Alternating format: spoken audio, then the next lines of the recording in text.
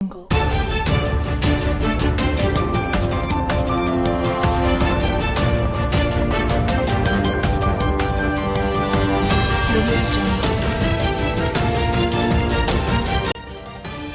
ሰላም ጤና ይስጥልኝ የታማኝ መረጃ ቻናል ተከታታዮች በየሰዓቱና በየዕለቱ የሚወጡ የተመረጡ አዳዲስ መረጃዎችን በየ3 ቀን ጠቅለል አድርገን በሳቢ መልኩ የምናቀርብበት የመረጃ ሰዓታችን ደርሷል።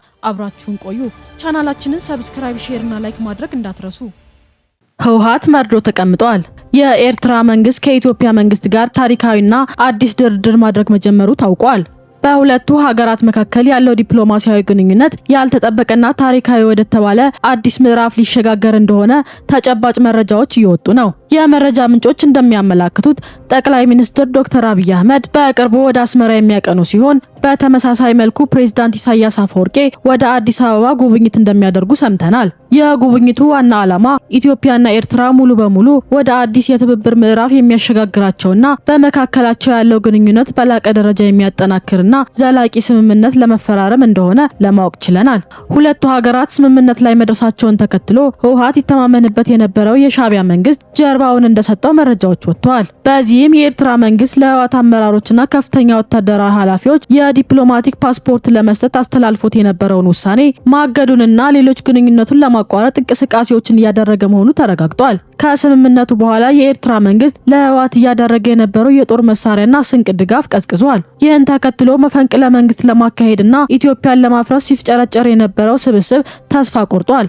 በመጨረሻም ሻዕቢያን ተማምኖ ሲፎክር የነበረው የህወሓት አንጃ ከመቀሌ እንዲሸሽ እያደረገው ይገኛል። በተመሳሳይ መረጃ የኤርትራ መንግስት ከኢትዮጵያ ጋር ወደ ሰላም መምጣቱ ያሳሰበው ከፍተኛ ድንጋጤ ውስጥ የገባው የህወሓት ስብስብ ኃይሉን ለማጠናከርና ሌላ አጋርን ለማፍራት በማሰብ ከነጻ መሬቱ ኃይል ጋር ሰላማዊ ድርድር ለማድረግ በመግለጫ ጭምር ጥያቄ ማቅረቡ ታውቋል። ሆኖም የነጻ መሬቱ ኃይል ዋና ግብና ዓላማ የህወሓት ኃይል ከትግራይ መንቀል እንጂ አብሮ መስራት ባለመሆኑ የጽንፈኛውን ስብስብ አብረን እንስራ ጥያቄ እንደማይቀበል በግልጽ ማሳወቁ ምንጮች አረጋግጠውልናል።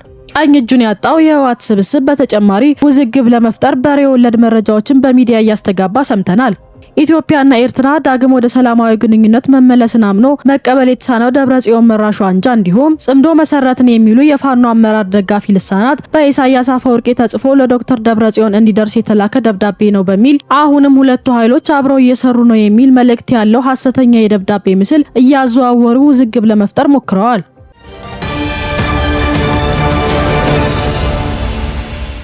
ዝናቡ ልንገርህ ጠላቶቹን አስወግዶ እጅ ሊሰጥ ነው።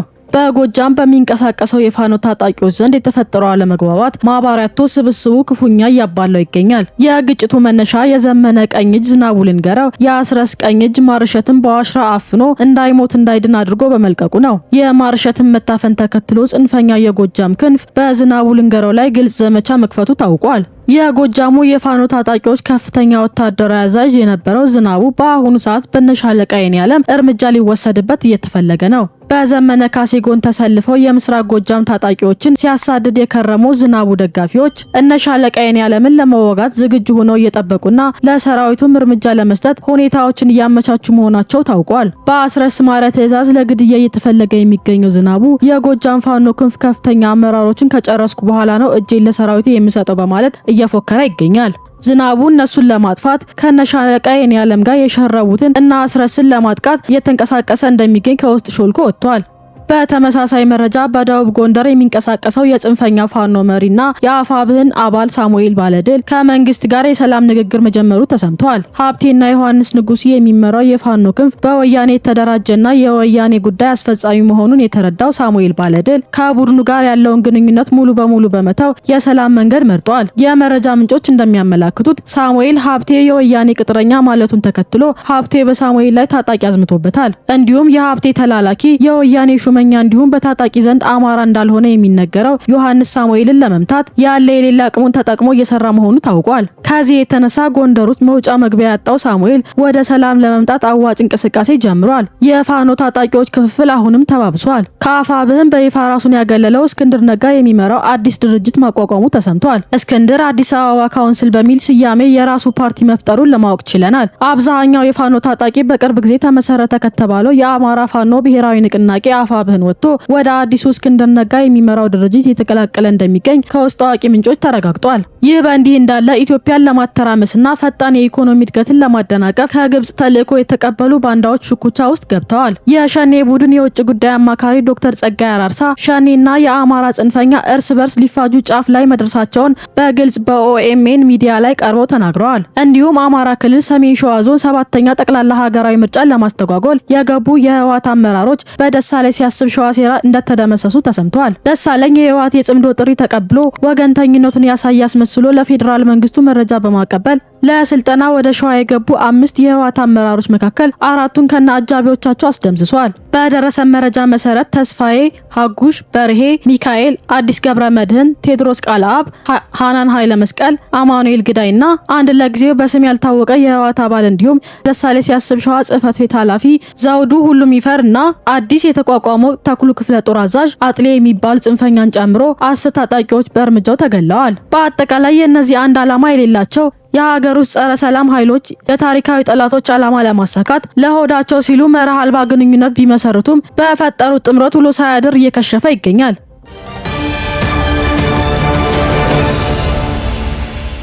የጊዜያዊ አስተዳደር ሰራተኞች ከኃላፊነታቸው በኃይል እየተነሱ ነው። የትግራይ ክልል ፕሬዝዳንት ጀነራል ታደሰ ወረደ የቁም እስረኛ ያደረገው ደብረጽዮን መራሹ የህወሓት ቡድን የጊዜያዊ አስተዳደር ሰራተኞችን ከኃላፊነታቸው ማንሳቱን አጠናክሮ ቀጥሏል። ተስፋ የቆረጠው ስብስብ ደብረጽዮን ገብረ ሚካኤል የትግራይ ክልል ፕሬዝዳንት ብሎ ከሰየመ ወዲህ የጊዜያዊ አስተዳደር ካቢኔዎችን ከስራ ኃላፊነታቸው በማንሳት በምትኩ እንደራሴዎችን እየሾመ ይገኛል። በዚህም የጊዜያዊ አስተዳደር ካቢኔ ጽህፈት ቤት ኃላፊ አቶ ኢሳያስ ታደሰ፣ የፕሬዝዳንት ጽህፈት ቤት ኃላፊ አቶ ሀዱሽ አድጉ፣ የትራንስፖርት ቢሮ ኃላፊ አቶ ታደለ መንግስቱ፣ የመንገድ ኮንስትራክሽን ኃላፊ አቶ ነጋሽ አራያ፣ የኢንቨስትመንት አቶ ዳንኤል ጨምሮ ከ20 በላይ የጊዜያዊ አስተዳደር ኃላፊዎችን የነበሩ ግለሰቦችን ከስራ ማገዱ ታውቋል።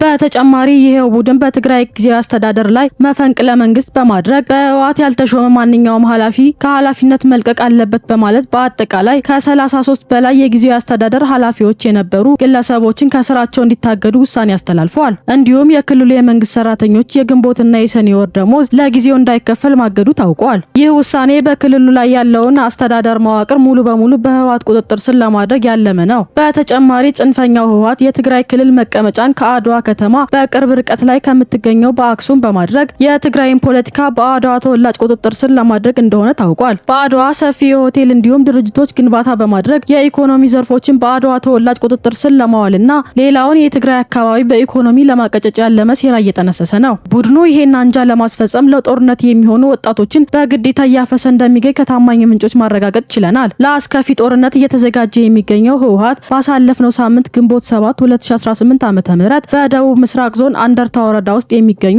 5 ቀበሌዎች ውስጥ አዲሱን የሚሊሻና የታጣቂ ኃይሎች መመሪያ ተግባራዊ ለማድረግ ያለመ ስብሰባ አካሂዷል። በተመሳሳይ በህዝቡ ዘንድ ተቀባይነትና ተአማኝነት ያጣው እንዲሁም በቆሙ ፖለቲካ ሞት ያጋጠመው በኃይል መፈንቅለ መንግስት ፈጽሞ ስልጣን የተቆጣጠረው ቡድን እናቷን ትታ አክስቷን ትናፍቃለች እንደሚባለው ከውስጥ ያለ የፖለቲካ አመለካከት ልዩነት ሳይፈታ የአማራ፣ የአፋር፣ የአገው፣ ቅማንት ህዝቦችን በመጥራት በመቀሌ ከተማ አዳራሽ ዘግቶ ሚስጥራዊ ውይይት ማድረጉ ታውቋል። በስብሰባው ያለ እድሜ ገደብ ሁሉ ሚሊሻዎች ወደ ስልጠና እንዲገቡ፣ የቀድሞ ታጋዮች ወደ ታጣቂ ቡድን እንዲቀላቀሉ እና ማንኛውም ያልሰለጠነ ወጣት ወደ ማሰልጠኛ ማዕከል እንዲገቡ የሚል ትዕዛዝ መስጠቱ ታውቋል። በዚህም ወጣቱና ህዝቡን ለማነሳሳት ጸረ ድሮን ታጥቀናል በሚል የውሸት ፕሮፓጋንዳ አታሎ ለማነሳሳት እየሞከረ ይገኛል። ቡድኑ የኢትዮጵያ አየር ኃይል የበላይነት ለመቋቋም የሚያስችል የቴክኖሎጂ አቅም እንዳለው ቢገልጽም ሀቁ ግን ከፕሮፓጋንዳ የዘለለ መሰረተ ቢስ ወሬ መሆኑን በሰሜኑ ጦርነቱ መረዳት ይቻላል። በተደጋጋሚ የሚያሰራጨው የጦር ብቃት መረጃ ከመሬት ያለውን እውነታ ከመግለጽ ይልቅ የፍርሃትና የስነ ልቦና ጦርነት አካል እንደሆነ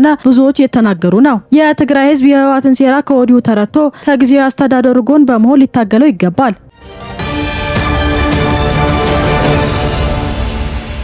የኢትዮጵያ የባህር በር ጥያቄ ሊሳካ ጫፍ ደርሷል። ኢትዮጵያ የዓለም አቀፍ ህጎችን አክብራ ሰጥቶ የመቀበል መርሆችን ተከትላ የዲፕሎማሲያዊ በሆነ መንገድ የጀመረችው የባህር በር ጥያቄ እውን ለመሆን ከጫፍ ደርሷል። የባህር በር የማግኘት ሂደት ጫፍ ላይ መድረሱና አብዛኛው አስፈላጊ እርምጃዎች በውስጥ ማለቃቸው ከታማኝ የመረጃ ምንጮች ማረጋገጥ ችለናል። በዓለም ከፍተኛ የህዝብ ቁጥር ኑሯት የባህር በር የሌላትና ለወጪ ገቢ ምርቶቿ ከፍተኛ የወደብ ኪራይ የምትከፍለው ኢትዮጵያ በቅርቡ የራሷ የሆነ ወደብ ይኖራታል። አስተማማኝ የባህር በር ባለቤት መሆኗ የቀጠናውን ሰላም ለማረጋገጥና በጋራ የማልማት የላቀ አስተዋጽኦ ይኖረዋል። ኢትዮጵያ የባህር በር ባለቤት በነበረችበት ጊዜ ለዓለም ሰላምና ደህንነት ያበረከተችው አስተዋጽኦ ከፍተኛና ታሪካዊ እንደሆነ ይታወቃል። በተለይ በአፍሪካ ቀንድና በአህጉሪቱ ውስጥ በተፈጠረው የጸጥታ ችግር ወቅት የሰላም አስከባሪ ኃይል በመላክ በዲፕሎማሲ ጥረቶች በመሳተፍና በክልላዊ መረጋጋት ላይ ንቁ ሚና በመጫወት ስሟን ሕያው አድርጋለች። ከዚህ ጋር ተያይዞ በኢትዮጵያ የፈረንሳይ አምባሳደር አሌክሲ ላሜክ ኢትዮጵያ የባህር በር ለማግኘት የምታደርገው ጥረት ፍጹም ሕጋዊ መሆኑን ገልጸዋል። በዚህም የቀይ ባህር ጉዳይ ከኢትዮጵያ ታሪካዊ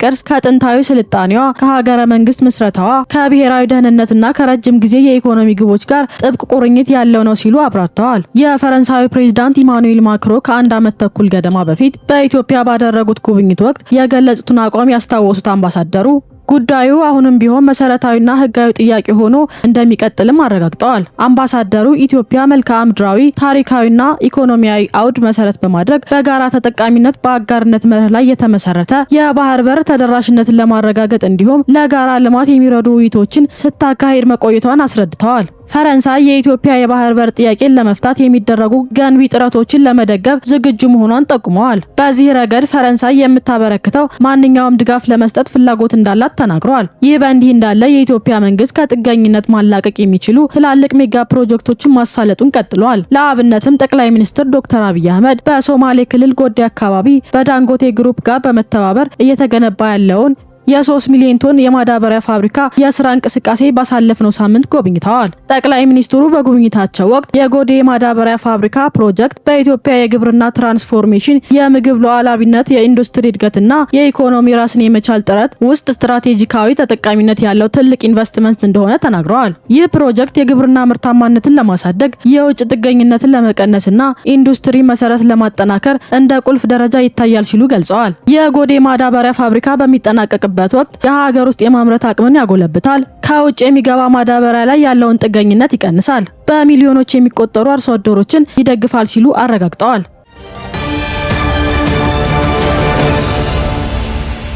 የፌዴራል መንግስት እርምጃ እንዲወሰድ ተጠየቀ። ጽንፈኛው የህወሓት ቡድን በትግራይ ክልል ዳግም ጦርነት ለመቀስቀስ ህገወጥ እንቅስቃሴዎችን እየፈጸመ እንደሚገኝ የአደባባይ ሀቅ ነው። የቡድኑ አደገኛ የጥፋት አካሄድ ተከትሎ የፌዴራል መንግስት ጣልቃ እንዲገባ ጥሪ ቀርቧል። የቀድሞ የኢፌዴሪ ጠቅላይ ኢታማዦር ሹም ጀነራል ሳሞራ የኑስ ወቅታዊ የትግራይ ፖለቲካዊ ሁኔታን አስመልክቶ ባደረጉት ቃለ መጠይቅ በትግራይ አዲስ ኃይል ስልጣን እንዲረከብና የህወሓት ቡድን እንዲወገድ የፌዴራል መንግስት እገዛ እንዲያደርግ ጥሪ አቅርበዋል። ጀነራሉ የትግራይ ክልል ስልጣን የሚረከብ አዲስ ኃይል እንዲመጣ የፌዴራል መንግስት ኃላፊነት ወስዶ ግፊት ያድርግ ሲሉ አጽንኦት ሰጥተዋል። ሰሞኑን የተደረገው የፈረሰ ምክር ቤት ተጠቅሞ ውዝፍ አመራር ወደ ስልጣን የመመለስ ተግባር ህዝቡን ለከፍተኛ ስጋት፣ ጭንቀት የዳረገ ክስተት እንደሆነ አስረድተዋል። የህወሓት ህገወጥ አካሄድና ዋና ዓላማ ስልጣንን ለማስቀጠልና ከተጠያቂነት ለማምለጥ ታሳቢ ያደረገ ተግባር ሲሉ ገልጸዋል። የፌዴራል መንግስት የሚያካሂደውን ሀገራዊ ምርጫን ለማስተጓጎል ያለመ ሊሆን እንደሚችልም ጠቁመዋል። ጀነራል ሳሞራ የፌዴራል መንግስት ጉዳዩን በረጋ መንፈስና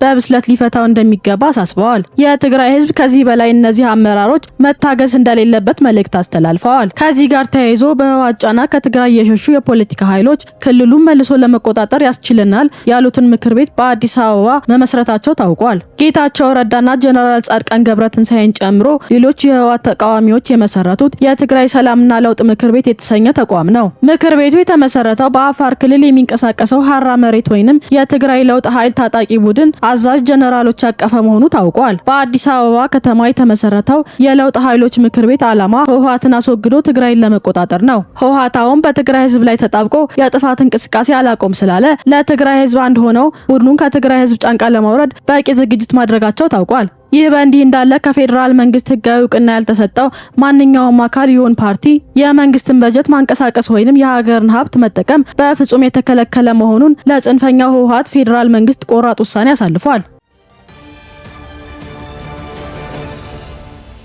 የዛሬው የ3 ቀን መረጃዎቻችን እነዚህን ይመስላሉ። በቀጣይ ወቅታዊና ታማኝ መረጃዎች እንዲደርሷችሁ ቻናላችንን ሰብስክራይብ ማድረግ እንዳትረሱ።